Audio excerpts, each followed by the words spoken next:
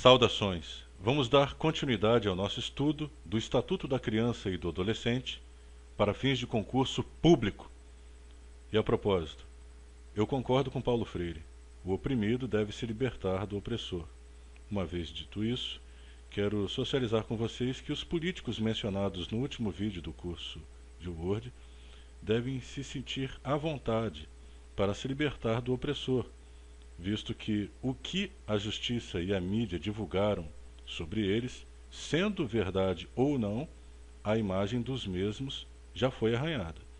Ou seja, que eleitor em sã consciência voltaria a votar nesses políticos? Infelizmente, isso é uma realidade. Desta forma, sintam-se à vontade para se libertar do opressor, abrirem mão de suas carreiras políticas e, quem sabe, se dirigir ao Cine. Ou quem sabe, talvez, por que não empreender? O mercado é oportuno. Existem diversas oportunidades. Felizmente, concurso público independe de voto.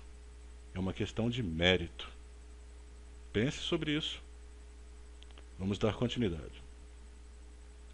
Capítulo 2. Das medidas específicas de proteção. Artigo 99. As medidas previstas neste capítulo poderão ser aplicadas isolada ou cumulativamente, bem como substituídas a qualquer tempo. Artigo 100. Na aplicação das medidas, levar-se-ão em conta as necessidades pedagógicas, preferindo-se aquelas que visem ao fortalecimento dos vínculos familiares e comunitários. Parágrafo único. São também princípios que regem a aplicação das medidas. Inciso 1. Condição da criança e do adolescente como sujeitos de direitos. Crianças e adolescentes são os titulares dos direitos previstos nesta e em outras leis, bem como na Constituição Federal. Muito interessante isso aqui, vamos destacar. Inciso 1. Condição da criança e do adolescente como sujeitos de direitos. Crianças e adolescentes são os titulares dos direitos previstos nesta e em outras leis, bem como na Constituição Federal. Inciso 2. Proteção integral e prioritária. A interpretação e aplicação de toda e qualquer norma contida nesta lei deve ser voltada à proteção integral e prioritária dos direitos de que crianças e adolescentes são titulares. Inciso 3. Responsabilidade primária e solidária do poder público. A plena efetivação dos direitos assegurados a crianças e a adolescentes por esta lei e pela Constituição Federal, salvo nos casos por esta expressamente ressalvados, é de responsabilidade primária e solidária das três esferas de governo, sem prejuízo da municipalização do atendimento e da possibilidade da execução de programas por entidades não governamentais. Inciso 4. Interesse superior da criança e do adolescente. A intervenção deve atender prioritariamente aos interesses e direitos da criança e do adolescente, sem prejuízo da consideração que for devida a outros interesses legítimos, no âmbito da pluralidade dos interesses presentes no caso concreto. Inciso 5. Privacidade. A promoção dos direitos e proteção da criança e do adolescente deve ser efetuada no respeito pela intimidade, direito à imagem e reserva da sua vida privada. Vamos destacar isso aí. Inciso 6. Intervenção precoce. A intervenção das autoridades competentes deve ser efetuada logo que a situação de perigo seja conhecida. Inciso 7. Intervenção mínima.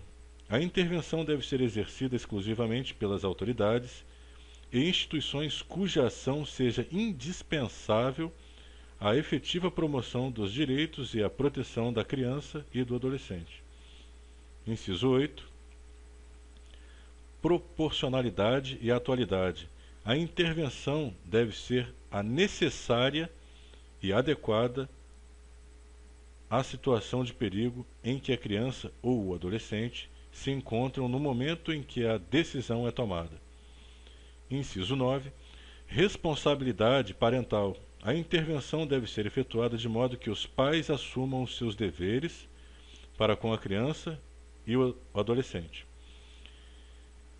Inciso 10. Prevalência da família. Na promoção de direitos e na proteção da criança e do adolescente deve ser dada prevalência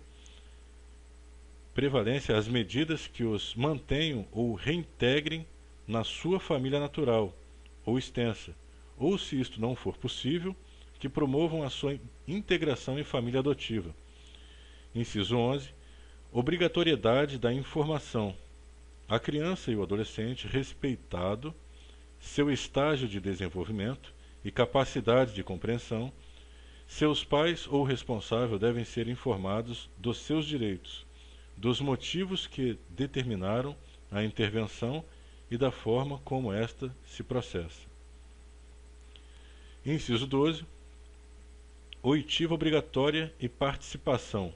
A criança e o adolescente, em separado ou na companhia dos pais, de responsáveis ou de pessoa por si indicada, bem como os seus pais ou responsável, têm direito a ser ouvidos e a participar nos atos e na definição da medida de promoção dos direitos e de proteção, sendo sua opinião devidamente considerada pela autoridade judiciária competente, observado o disposto nos parágrafos 1º e 2º do artigo 28 desta lei.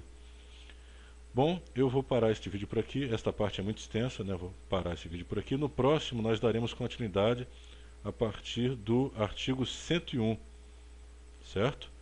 Muito obrigado e até a próxima. Reflita sobre o que eu disse, hein? Pense sobre o que eu disse.